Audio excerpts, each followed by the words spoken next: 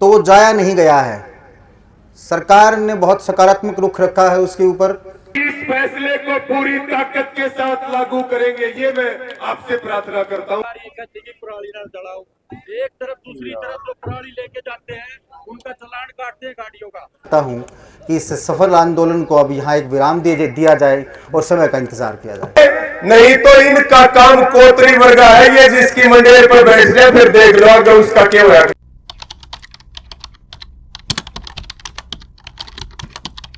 साहब को और एसडीएम साहब को आपकी तरफ से मैं ये जरूर निवेदन करूंगा कि 136 दिन से आप दिन और रात संघर्ष कर रहे हैं और किसान का काम होता है कोतरी जैसा।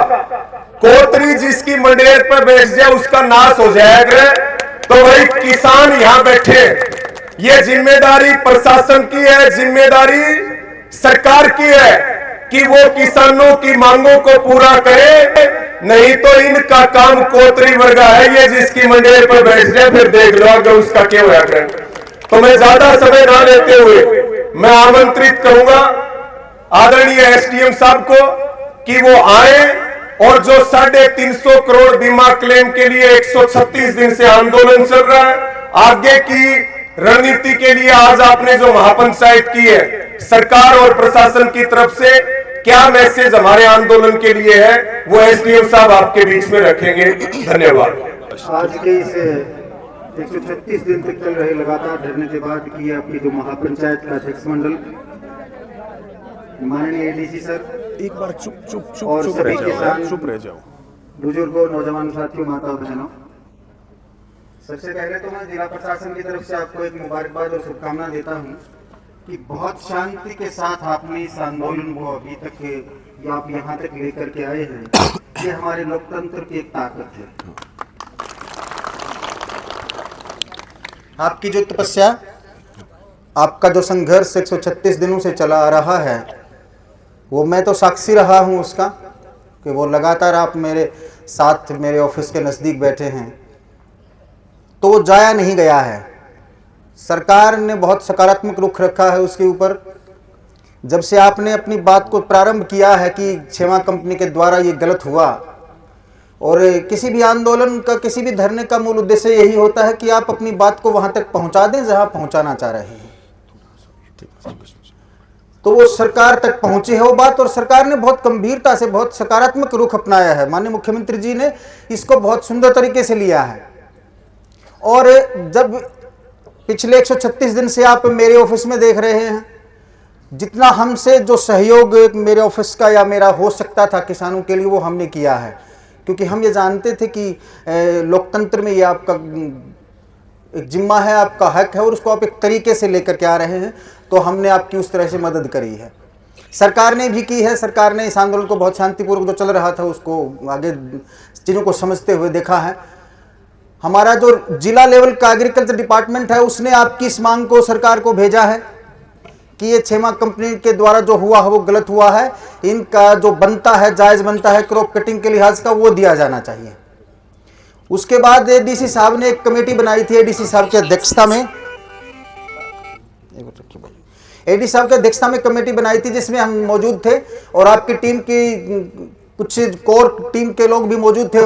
वहाँ भी ये तय हुआ कि जो जो बातें आपकी कोर कमेटी ने हमें बताई हैं, वो सभी को हम शामिल करके अपनी एक प्रार्थना, क्योंकि हमारे हाथ में प्रार्थना हो सकती है, हमने वो प्रार्थना एडीसी साहब के माध्यम से, डीसी सर के माध्यम से सरकार को भेजनी है और सरकार उसके ऊपर यकीनन गौर करेगी। ठीक। और हाँ, इस बात को मैं दोबारा समझा दूं, क्योंकि एडीसी साहब की अध्यक्षता में एक कमेटी बनी थी जिसमें आपके कोर कमेटी के लोग थे, जिन्हें ये फैसला करना था कि जो आपकी बात है वो प्रशासन कितना मान रहा है। तो उन्होंने जो हमें समझाया वो तो हमें पहले से अंदाजा भी था, और जिला प्रशासन जिसमें एग्रीकल्चर डिपार्टमेंट है उसको भी ये लग रहा था कि आपकी मांग जायज़ है, और पूरी जितने सारे तथ्य हैं उन तथ्यों को शामिल करते हुए हम अपनी रिकमेंडेशन को, हम अपनी रिक्वेस्ट को सरकार को भेज रहे हैं कि क्षेमा कंपनी के द्वारा हमारे किसानों के साथ गलत किया गया है और इनको इनका उचित और जायज़ मुआवजा दिया जाना चाहिए। और इससे अगली बात यह है कि जैसे ही ये उस स्टेक में डिसाइड हुआ था तो उसके बाद कोई अपील नहीं हो पा रही थी, क्योंकि सभी के चेयरमैन केवल एक अधिकारी थे। अब सरकार के मैं सकारात्मक रुख की बात आपको बताना चाह रहा हूं कि सरकार ने ये किया है कि 30/11 को जो असल आरजीसी कमेटी है उसका अलग कर दिया गया है, उसका चेयरमैन अलग कर दिया गया है, जिसका मायना यह है कि अब वहां अपील हो सकती है। पंकज अग्रवाल जी वहां मौजूद हैं। अब ये तय उन्हें करना है, यानी सरकार को तय करना है कि वो जो ये गलत हुआ, क्योंकि कानून का एक प्रोसेस है, उस कानून के प्रोसेस में हमें उसी तरह से लड़ना पड़ेगा। तो वहां ये तय होना है कि वो टैग को जाए या वो असल आरजीसी को जाए, ये सरकार तय करेगी। और सरकार की जो हमारी तरफ से जो हमने मांग रखी है, सरकार उसमें काम कर रही है। सरकार बहुत संजीदगी के साथ, बहुत संवेदनशीलता के साथ और बहुत ही शिद्दत के साथ आपकी मदद के लिए तैयार है और उस सारी प्रोसेस में गुजर चुकी है। क्योंकि कई बार समय लगता है हर व्यवस्था में, कानून के तहत कुछ एक मीटिंग्स होनी होती हैं, कुछ एक फाइल पे चीज़ें लेनी होती हैं, तो उनमें सारा समय लगता है। वो समय लगना एक अलग बात है, लेकिन सरकार ने आपकी मांग को बहुत गंभीरता से और सकारात्मक रूप से लिया है। और ये बात यहाँ तक आ पहुँची है कि जो आपकी जिस भी तरह की आपकी शिकायत थी, उस शिकायत को जिला लेवल पर भी सुना गया और एग्रीकल्चर विभाग के द्वारा भी सुना गया और सरकार के द्वारा भी सुना गया। और जब ये लगा कि ये ग्लिचेस हैं, ये समस्याएं हो सकती हैं, उन सारी समस्याओं को सरकार के द्वारा दूर कर दिया गया है।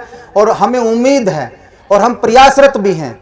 और ये प्रयास, ये मैं जो कह रहा हूँ वो केवल कागजी नहीं बोल पा रहा, क्योंकि आपने हमारा सहयोग देखा है। हर यहाँ जो किसान यहाँ आ रहा था उन्हें मालूम है कि हमारे सहयोग के बारे में, तो हम उस सहयोग के दम पे, उस सकारात्मक सरकार के सकारात्मक रुख के दम पे हम आपको ये यकीन दिलाते हैं, ये भरोसा दिलाते हैं कि आपका संघर्ष अब सफल होने के बिल्कुल कगार के ऊपर है।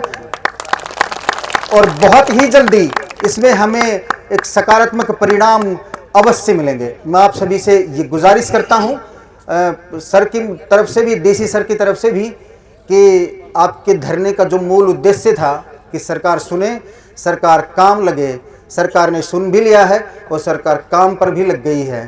तो पूरे प्रशासन की तरफ से, माननीय मुख्यमंत्री जी के आदेश की तरफ से, डीसी सर, एडीसी के आदेश की तरफ से मैं हाथ जोड़ के निवेदन आपसे करता हूँ कि इस सफल आंदोलन को अब यहाँ एक विराम दिया जाए और समय का इंतजार किया जाए। आप सभी का धन्यवाद। धन्यवाद एसडीएम साहब। दो शब्द आप भी बोलो। बोलिए सर। जो आपका 19 मार्च 2025 से आंदोलन, उसके बाद जितनी कार्रवाइयां हुई उसके रिजल्ट के रूप में एसडीएम साहब ने जो बताया और जो कमेटी में चर्चा हुई, रूबरू इन्होंने कहा है। लेकिन हम सरकार से एक अनुरोध कर रहे हैं, जब हमारी खुल्लर साहब से बातचीत हुई, उन्होंने पर्सनल कहा कि भाई ऐसे व्यक्तियों को आपको कमेटी में रखना चाहिए। एससीआरसी बन गई, लेकिन अब तक किसानों का कोई प्रतिनिधि उसमें नहीं है। हम इसे धरने के माध्यम से, इसे आज की पंचायत के माध्यम से किया था, ये निर्णय था कि भाई कमेटी बनेगी और उसमें किसान प्रतिनिधि होंगे। तो हम सरकार से कहना चाहते हैं कि जो एससीआरसी की कमेटी बनी है, उसमें किसान प्रतिनिधि जरूर होने चाहिए। और अब मैं अनुरोध करूंगा एडीसी साहब आए। छोटी सी मांग रहेगी बताओ साथियों, आपकी ओर से एक छोटी सी मांग यहीं से बोल देता हूं। हमने 19 मार्च 2025 को यहां से एक बैठक करी, पंचायत करी, 1800 की हाजिरी पहुंची और उस दिन हम इस घोटाले को लेकर के एफआईआर दर्ज करवाने के लिए शिकायत देने गए थे।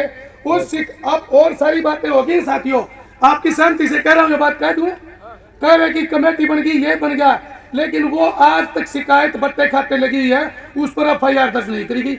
बताओ होनी चाहिए कि नहीं होनी चाहिए, हाथ खड़े करके बताओ।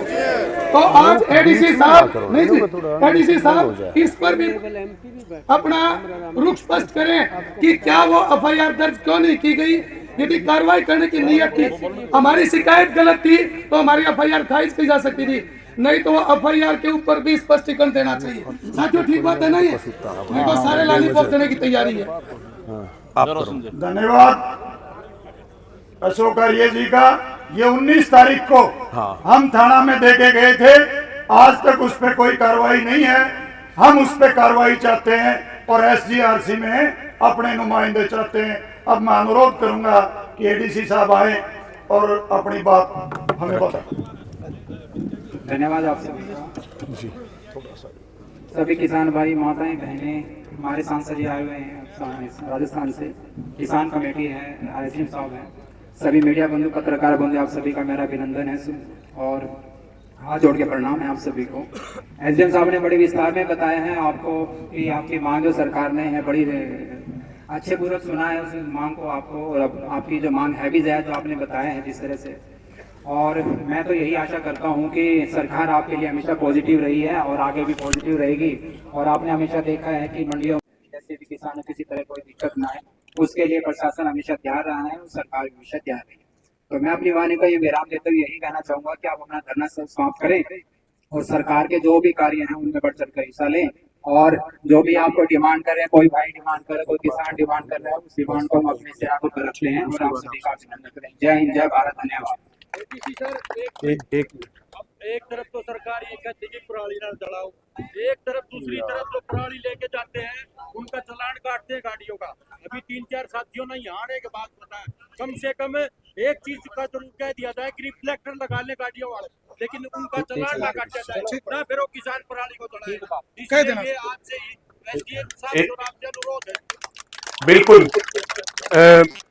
ADC साहब और SDM साहब, जो बात कॉमरेड जगरोशन जी ने रखी और अशोक आर्य जी ने रखी, दो चीजें हैं। एक तो 19 मार्च 2025 को जो दरखास्त हमने लुहारू के थाने में दी थी, उसके ऊपर क्या निर्णय है उसके ऊपर स्पष्ट किया जाए, क्योंकि हमने मुकदमा दर्ज करवाने के लिए वो दरखास्त दी थी, उसके ऊपर आज तक कोई फैसला नहीं हुआ। ये काम होना चाहिए कि नहीं होना चाहिए।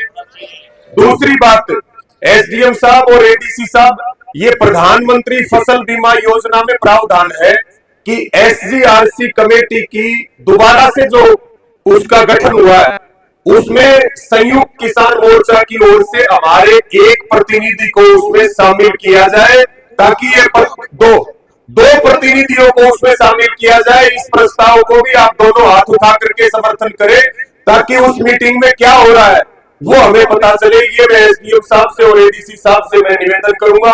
और आगे की जो कार्रवाई है, हमारे बीच में SDM साहब आए, ADC साहब आए, उनका आभार और धन्यवाद है।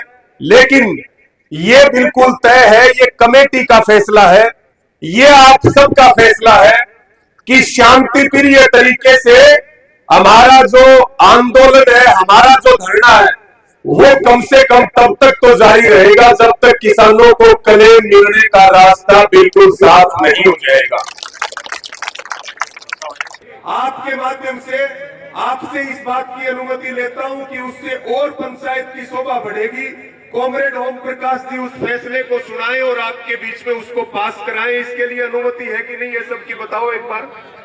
तो मैं निवेदन करूंगा, कॉमरेड ओम प्रकाश जी आएंगे, आगे के फैसले को सुनाएंगे और दोनों हाथ उठा करके इस बात का विश्वास दिला दो कि इस फैसले को पूरी ताकत के साथ लागू करेंगे। ये मैं आपसे प्रार्थना करता हूं, कॉमरेड ओम प्रकाश जी। आदरणीय अध्यक्ष मंडल और तमाम हमारे नेता सांसद जी, अमराराम जी, मातृशक्ति और किसान साथियों, दूसरा ये हमारी कमेटी की तरफ से मेरी जिम्मेवारी लगी है कि आगामी आंदोलन इसके अलावा और क्या होगा हमारा, उसके ऊपर हम प्रस्ताव रखेंगे कि हम जो है इस दौरान में 9 जनवरी को हमारा कार्यक्रम होगा। मैं बताऊंगा क्या कार्यक्रम होगा। उसी से पहले हम गांव-गांव में सभाएं करेंगे और ये रवि जी कह रहे हैं भाई धरना एजीटी जारी रहेगा, ये पहले ही मैं बता चुका हूं कि ये कार्यक्रम जारी रहेगा। और प्रशासन ने जो रिक्वेस्ट की उस पर विचार कर लेगी कमेटी। बगैर विचार करे हम कोई काम नहीं करते, जल्दबाजी में नहीं करते, उस पर विचार कर लेगी जो प्रशासन ने हमसे रिक्वेस्ट की है।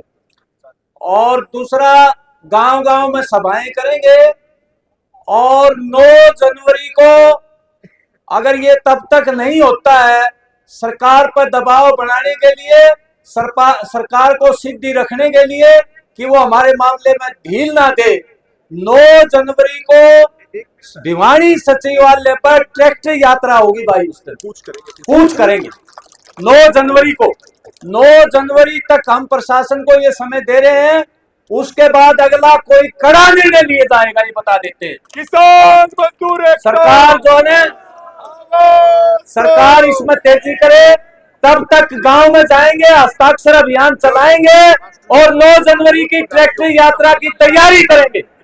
ये आह्वान किया भाई, इसको सहमत हो, सारे सहमत हो तो भाई लग जाओ, जुट जाओ और इस सरकार को मजबूर करेंगे कि जल्दी से जल्दी ये अपना जो है बीमा क्लेम दे।